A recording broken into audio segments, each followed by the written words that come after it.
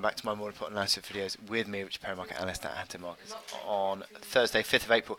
Let's look at cable, which is just sort of rolling over. Is it? Is it just rolling over? It could be. Three bull candles in a row. Not decisive in any way at all, were they? And the market just ticking lower today. We've had that disappointing PMI data, not really affected the UK. Sterling at the moment, actually, sterling is sort of basically as it was just prior to the reading.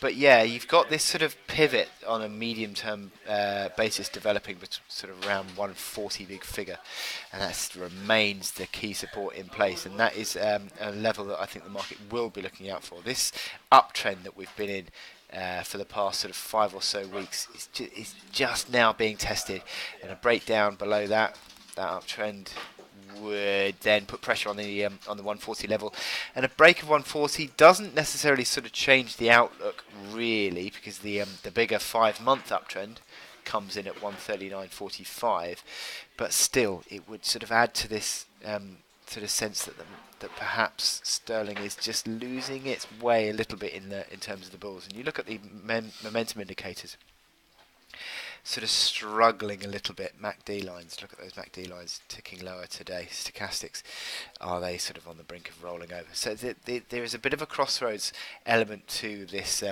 sterling trade at the moment. And the fact is that 140 big figure, I think, remains a key line in the sand near term, and it could sort of be a bit of a signal if it gets broken that the market just could be starting to correct back again. So you've got the resistance at 141 figure. Again, that is a level that has been sort of limiting over the last few days. If you break out above 141 figure, then you sort of start to gain a bit more traction once again.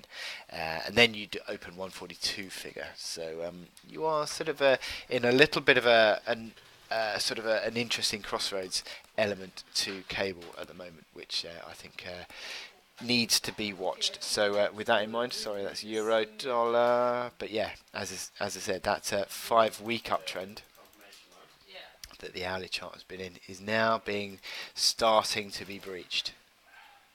So yeah, you're starting to look a little bit more corrective on sterling dollar.